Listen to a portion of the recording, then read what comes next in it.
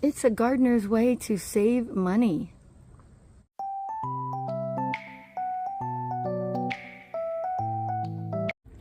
Here in the fall, I start deadheading some of my plants, but I'm going to save the seeds. And with the marigolds, I even throw the seeds around where I think I want the marigolds to grow back next year. So I'm looking for the heads that, oh, I'm falling off of the bricks here, that are dead, like that. Or like this one kind of got bent, I might cut it. No, I'll let that, I like them dry.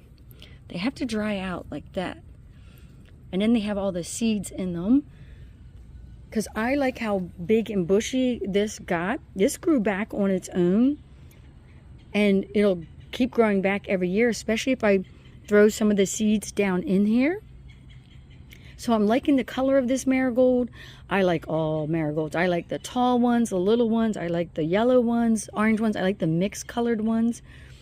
That's always so hard when you're like so many different kinds.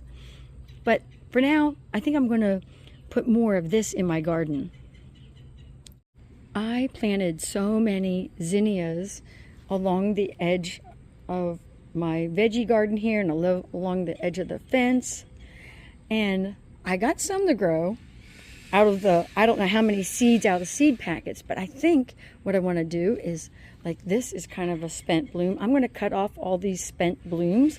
I'm going to keep them or get the seeds out of them. If the birds didn't already eat them all, the birds love eating the seeds. And then I'll use this for my zinnias next year. I just love all the different colors. I'm hoping that it doesn't matter which ones I pick, but I'm like, I definitely want the pink, the orange, the yellow. There's another orange one. I don't even know what color this was because now it's brown. But that's my plan, to make a perennial garden with the annuals by collecting all the seeds up and saving money. It took me less than a minute to cut off all of these marigold heads. Now the petals are not the seeds. The seeds are inside. See all those? That, oh my goodness. Can't, you're watching my fingers. The seeds are inside. Look at all those. That's what I want. Sometimes I just keep them like the full head, and other times I open them up and get the seeds out, and I just save the seeds. But I definitely don't want like the petals. That doesn't help me at all. Now, let's see if this works. I'm gonna open this up. Yeah, see, there they are. That is what I want. Now these, I think I'm gonna go back over to where that marigold plant was, and I'm gonna throw them in there.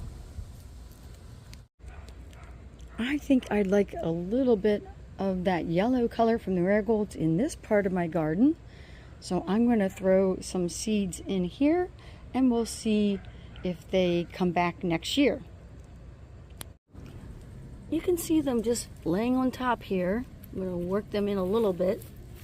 I just watered, and it's going to rain tomorrow, so hopefully they'll get pushed down in there. You don't have to bury them in the dirt. This actually works. If you have like a bed of marigolds and you want it to come back every year, just chop off those dead heads and open them up a little bit and throw them down in the ground all around your plant. It's a bit shady back here, but I'm going to try some in this area here and maybe even here. I do have some baby hostas here, but they won't get very big next year. So I should be able to get some marigolds to grow in there, I hope. It's just way shady back here. It gets like the afternoon sun comes across this way. So I'm hoping it's just enough sun that they can grow. The other thing you have to remember is when they start growing in the spring and you're trying to pull weeds like that one, that you don't actually pull these thinking that they are weeds. So you have to be able to identify the shape of the leaves. They kind of have like little jagged edges on them, and that's how you know that they're marigolds. So I put some on either side. You can see some of the petals there. The petals aren't the seeds. And I put some here and some over there and a few on that side. We'll see if any of them take. And if they do take and they start to grow, let's say only 10 seeds grow out of all the dozens and dozens of seeds I'm putting out, that's fine. As they get bigger, I can move them around and put them where I want them. Here are the zinnias that I harvested, and when I cut them, I didn't cut just the heads off. I went down and cut the stem off right where the leaves came out, the big leaves. And so I'm going to cut just the heads off now for saving the seeds, and I'm hoping I can get some seeds out of this. Like I said, the birds also like the seeds. They could have already gotten them all, but I'm going to save the entire head, and then I'm going to plant them and see if I get zinnias next year. Chop.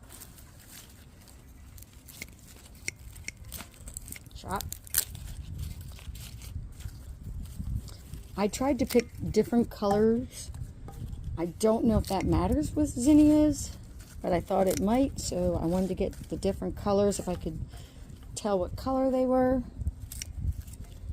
And as they continue to die off, I'm going to get the rest of the heads. So I'm going to be saving all of these zinnia heads and all of these marigolds so that I can start my perennial garden over next year and not have to pay for seeds.